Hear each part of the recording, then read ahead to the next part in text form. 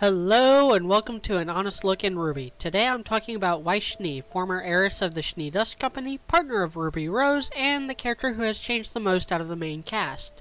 Like the rest of the main cast, she debuted in her own trailer. The trailer, set to Mirror Mirror, seems to imply a desperate longing and a history of loneliness for her. This is her life, or at least her childhood. She was constantly under her father's thumb. As the lyrics of This Life Is Mine state, her head and heart were separated. She was torn between a rebellious nature, wanting to become a huntress, and a genuine desire to ascend to the head of the SDC and change it back to the honorable company it was under her grandfather. She has real pride in her family, but doesn't see Jacques as a real Schnee. This is why she has such an internal conflict. That conflict is reflected in the battle against the armored Giga, a Geist that possessed a suit of armor made by her father as a final test she had to pass before going to Beacon.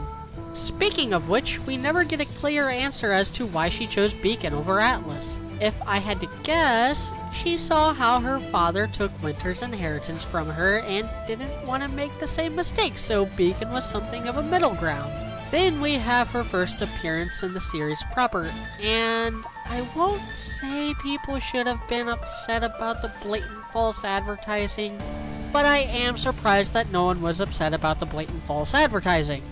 What we were promised was a deep and introspective character torn between her internal logic and her heart's desire. What we got was a stuck-up brat who projects all her problems on those beneath her, which in her mind is everyone except maybe Pyrrha. Weiss' arc in the first 3 volumes is threefold. First, she had to get over herself enough to work with the RWBY. She reluctantly partnered with RWBY per the rules of the initiation test, and she reluctantly saved and helped RWBY in the massive Grim fights, despite being put off by RWBY's immaturity and impulsiveness. Even so, she didn't like the fact that Ozpin selected RWBY to be the leader. This changed after a stern talking to with Port, where he made her realize that her attitude was cancerous, though not as cancerous as the average Tumblr post. So after realizing what it means to be a good teammate, her next order of business was becoming a good friend. We get a glimpse of that when she makes RWBY coffee, but like the rest of her team, she pretty much disappears after that episode so that the show could go into 4 consecutive weeks of generic bully arc starring Jean. Her next arc revolves around her relationship with Blake and her attitude towards the Faunus. I've talked about this part of the story a couple times, but suffice to say, Weiss does go through a bit of an arc. It's just done really fast. Her realization that Blake is a teammate and probably had it rough too comes entirely off screen. She goes from, "The innocent never run, Yang. I don't care," all without a single scene with her in between. They portray her as probably racist, but then again, she's not treating San with any more cruelty than she treated RWBY or Jean. But this entire dynamic that the White Fang executed board members of her family's company and stole from them and have been at war with them for years just kind of gets forgotten. Especially by Blake, who completely forgets why she left the White Fang until she sees them with Torchwick. Even so, by the end of Volume 1, Weiss was poised to finally be that introspective character we were promised. What we got was a nothing burger. Weiss goes from cruel and interesting to just a flat character in Volume 2. She started being infatuated with Neptune. There's a really good little scene with her practicing smiling in an elevator. We get mentions of her family's life, which it's at least implied that she's talked about her family, albeit off screen, which is still more than I can say about some people. And as I said in my shipping video, I really loved the scene with her at the dance. She's lonely due to nothing but her own mistakes and high standards, and also Neptune's cowardice, but that's a video for a different day. Maybe I am a little harsh on how she's written in Volume 2. We get more insight on her family and her goals. Granted, her motivation didn't make a lot of sense until we got that reveal that Jacques married into the family. And this comes to a head when Winter comes in Volume 3. I really like their relationship and how much Weiss genuinely looks up to Winter. I get the feeling that a lot of her animosity towards her father was caused more by his treatment of Winter rather than his treatment of Weiss herself.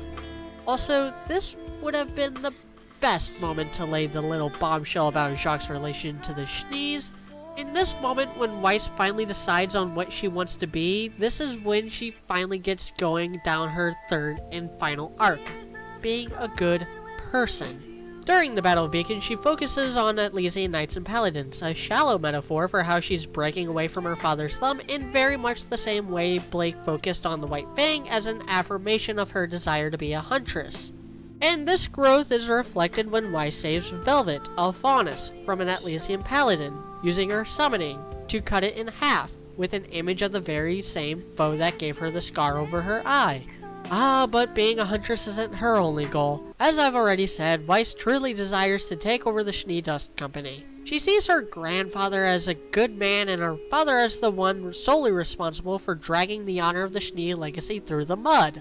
So she plays nice. She goes home with her father, she does what he desires, she puts on that concert, but there is a line Weiss was unwilling to cross. Much like her leader, she has become incapable of standing by while injustice is in earshot. In this case, a couple rich snobs bad-mouthing Vale.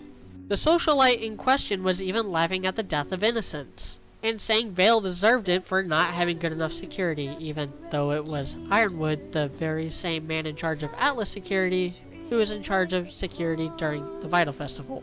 This was rightfully pissed and made a scene. Jacques came down hard on her, locking her in the mansion and taking her inheritance away so that her younger brother Whitley, the kiss-up of the family, can be the heiress. With her inheritance gone, she had no reason to be at home and jumped on the next airship to wherever winter is, which happens to be Mistral. Though I can't help but think that the actual escape left a lot to be desired. Ironwood, for instance, looked like he was going to back her and help her out. She destroyed the window with her summon, but then nothing came of that either. Actually, that whole sequence was just kind of a mess. I believe Weiss' growth is complete. Now her story will revolve around showing the world just how far she's come and just how noble the Schnee name can still be. I'm really looking forward to the future of this character, so until next time, thanks for watching.